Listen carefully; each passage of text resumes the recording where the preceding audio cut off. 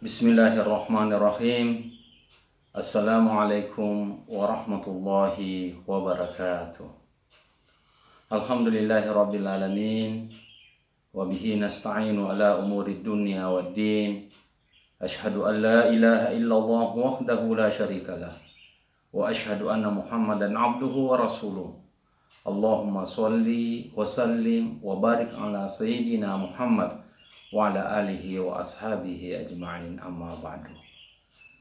Pemirsa yang dimuliakan oleh Allah, alhamdulillah pada kesempatan hari ini kita masih diberikan nikmat oleh Allah sehingga kita bisa melanjutkan pertemuan kita, dan insya Allah dalam pertemuan-pertemuan ini saya akan membahas satu kitab, yaitu Fathul Qaribul Mujib, Syarah Al-Allama Asy-Syaikh Muhammad bin Qasim Al-Ghazi Al-Musamma.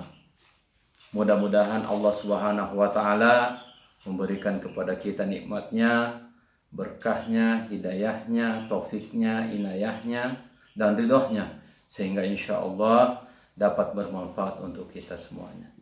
Tak lupa pula kita mengirimkan salawat dan salam atas junjungan Nabi besar kita Muhammad sallallahu alaihi wasallam, Nabi yang diutus ke dunia ini sebagai rahmatan lil alamin. Pemirsa yang dimuliakan oleh Allah, jadi kita akan membahas pada pertemuan ini tentang kitab As-Siyam, bab yang berbicara tentang puasa.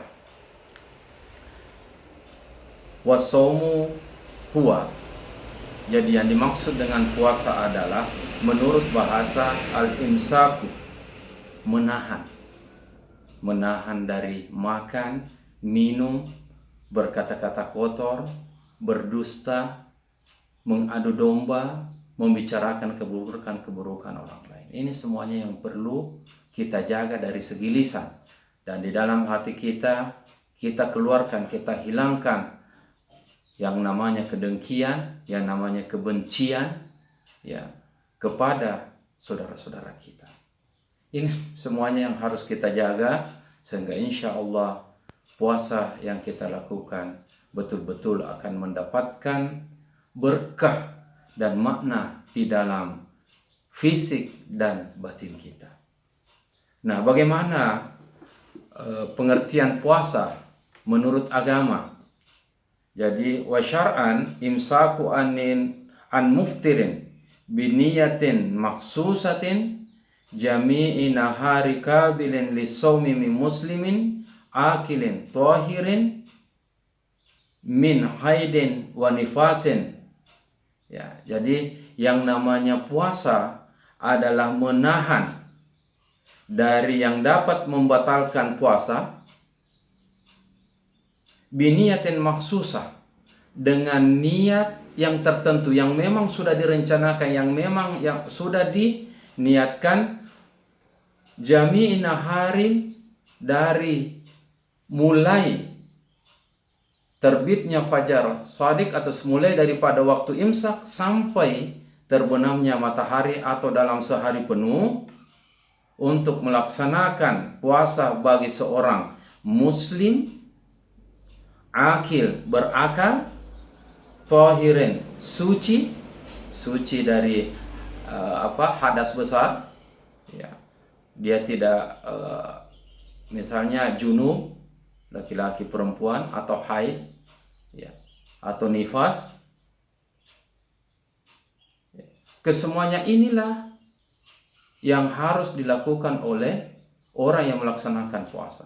Jadi mereka harus menahan dari yang dapat membatalkan puasanya, makan, minum, berkata-kata kotor, berkata dusta, mengadu domba, menceritakan keburukan orang lain. Ini semuanya yang harus dijaga agar puasa kita mempunyai makna dan berkah dari Allah Subhanahu wa taala. Maka perbanyaklah berzikir, berbanyaklah membaca tasbih, tahmid, tahlil, salawat kepada Nabi, membaca Al-Quran. Karena dengan demikian maka insya Allah kualitas daripada puasa kita akan betul-betul nanti setelah selesainya bulan suci Ramadan, maka kita akan mencapai derajat at-taqwa. Nah, sekarang ini kita akan lihat wasyaraitu wujubis siyam. Syarat-syarat wajibnya puasa salah satu asya, ada 3. Jadi syarat wajibnya puasa, yang diwajibkan orang untuk melaksanakan puasa ada 3. Siapakah itu? Yang pertama adalah wafibat di nasakh, dan di pendapat yang lain mengatakan ada 4. Tetapi minimal yang pertama bahwa yang wajib mengerjakan puasa itu adalah al-Islam, orang Islam. Yang kedua wal bulugh, orang yang sudah balik. Yang ketiga al-aqlu, ya, orang yang berakal sehat. Dan yang keempat adalah al-qudratu ala shaumi, orang yang mampu untuk mengerjakan puasa.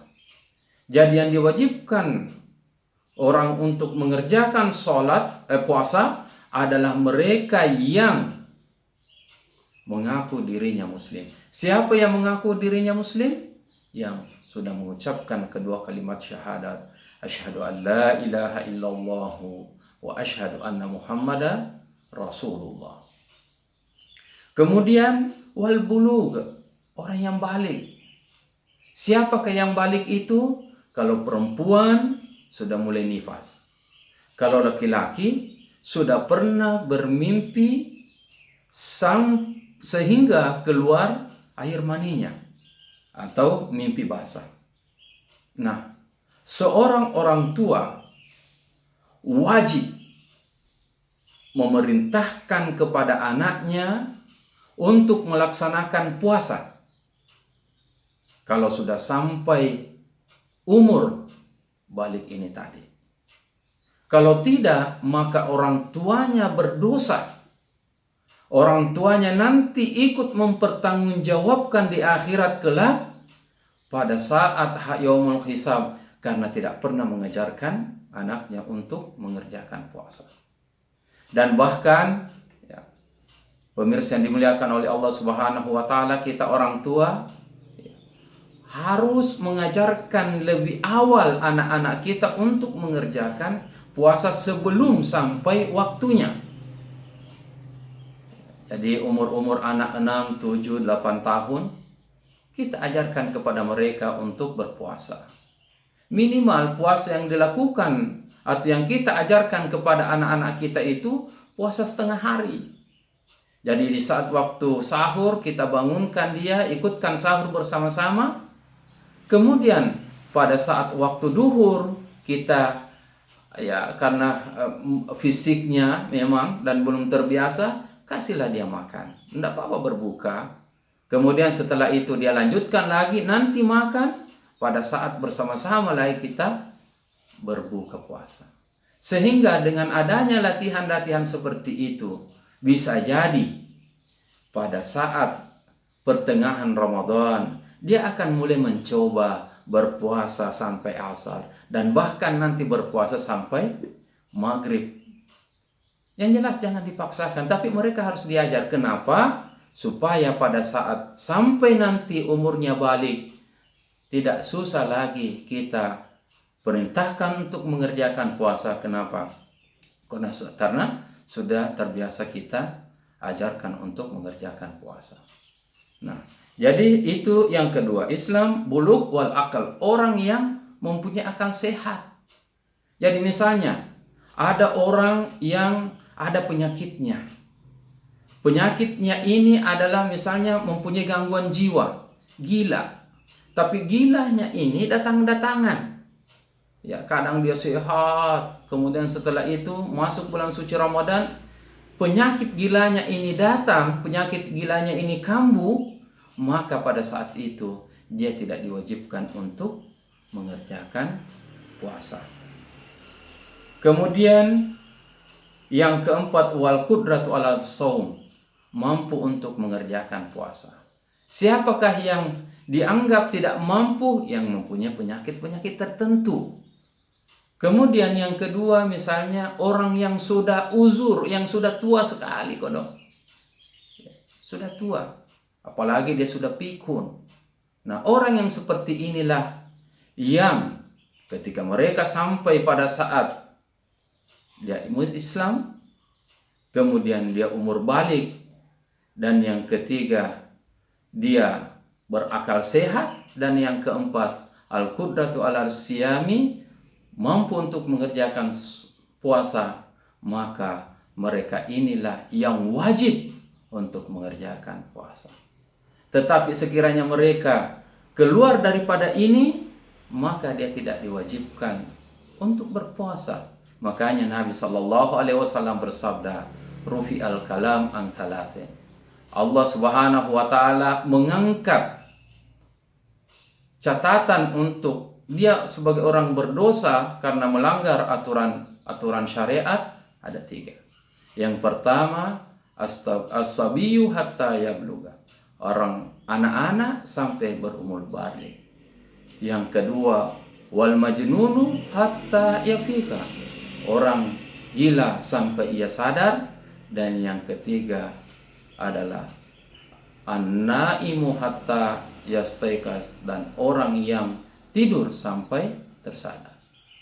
Ini yang sempat saya sampaikan, kurang dan lebihnya mohon dimaafkan. Sekian, wassalamualaikum warahmatullahi wabarakatuh.